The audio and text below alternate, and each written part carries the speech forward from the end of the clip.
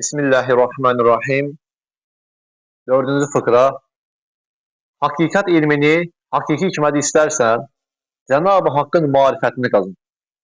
Çünkü bütün hakkaik mevcudat, ismi Hakk'ın şuatı ve esmasının tezahüratı ve sıfatının tecelliyatıdırlar.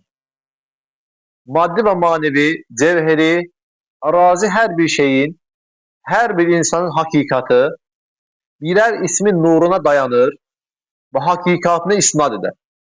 Yoksa hakikatsız, ehemmiyetsiz bir surettir.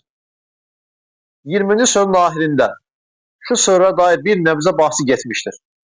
Ey nefis! Eğer şu dünya hayatında müştaksan, mevitten kaçarsan, katiyen bil ki, hayat zannettiğin halat, yalnız bulunduğun dakikadır. O dakikadan evvel bütün zamanın ve o zaman içindeki eşya-i dünyeviye, o dakikada meyyittir, ölmüştür. O dakikadan sonra bütün zamanın ve onun mazrufu o dakikada ademdir, hiçtir.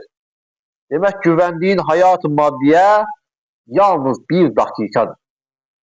Hatta bir kısım ehl tetkik bir aşiredir, belki bir an-ı seyyaledir demişler. İşte şu sırdandır ki bazı ehli velayet dünyanın dünya cihetiyle ademine hükmetmişler.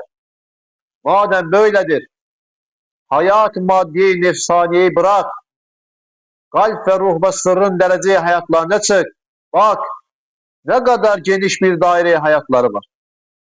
Senin için meyit olan mazi, müstakbel, onlar için haydır. Hayatlar mevcuttur.